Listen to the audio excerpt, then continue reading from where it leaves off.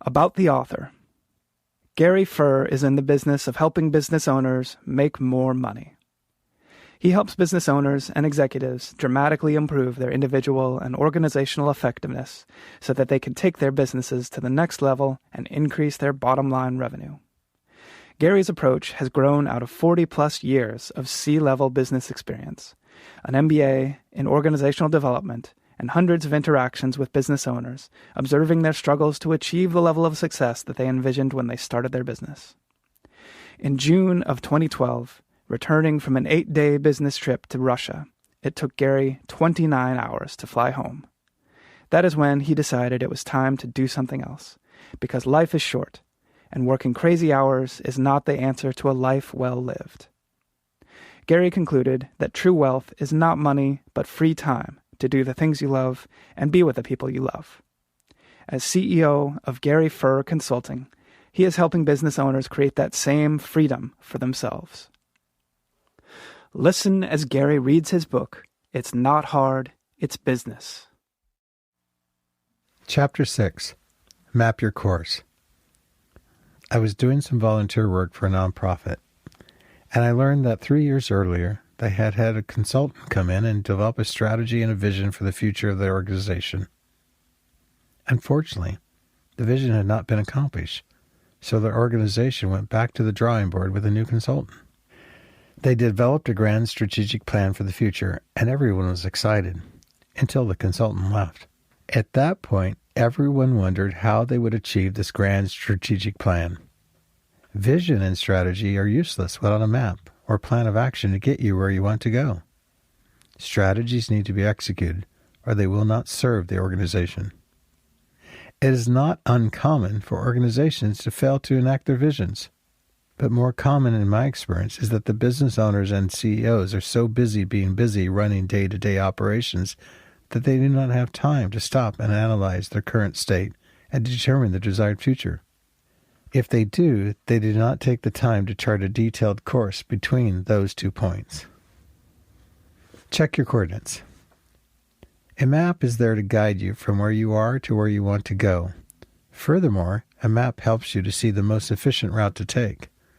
Of course, a map is only valuable if you know where you are currently, hence the need to be brutally honest about where you are starting from.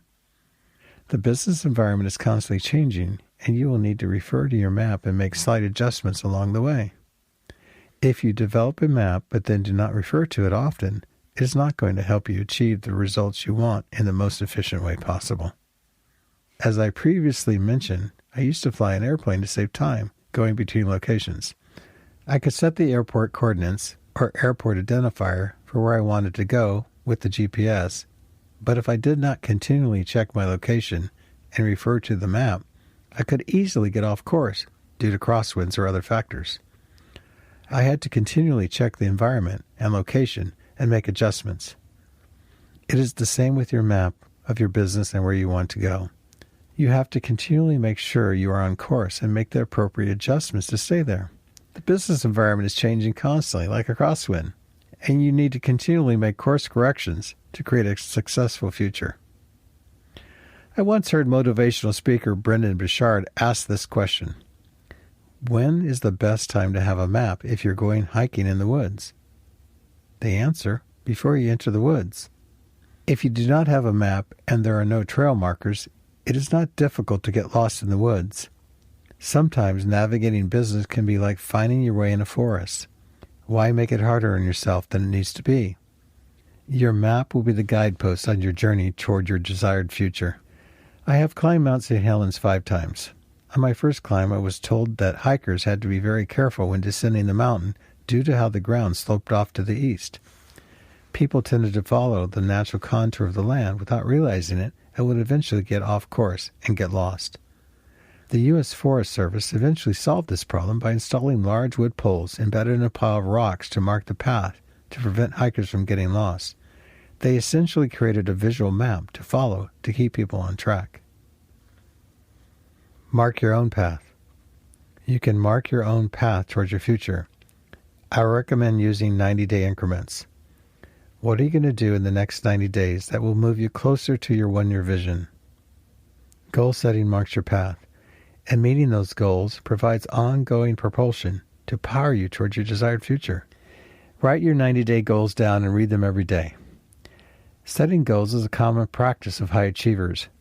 According to Brendan Burchard's research on his book, High Performance Habits, high performers have a deliberate approach in planning their days, projects, and tasks compared to underperformers.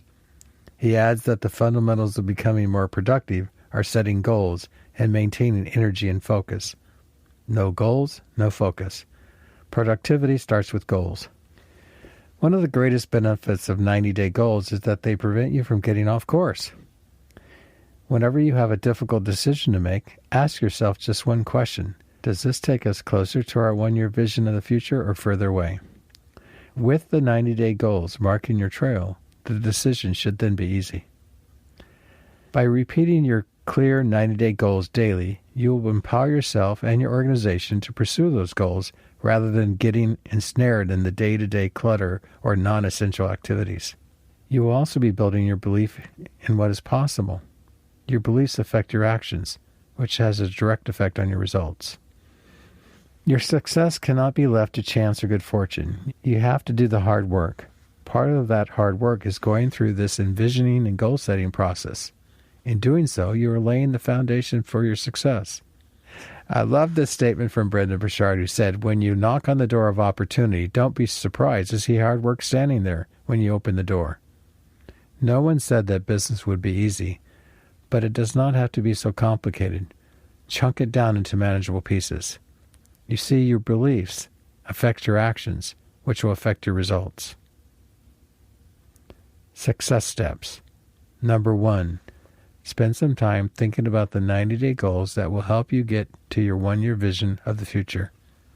Number 2, write them down. Number 3, believe in yourself and trust that your dreams are possible. Number 4, read your 90-day goals every day.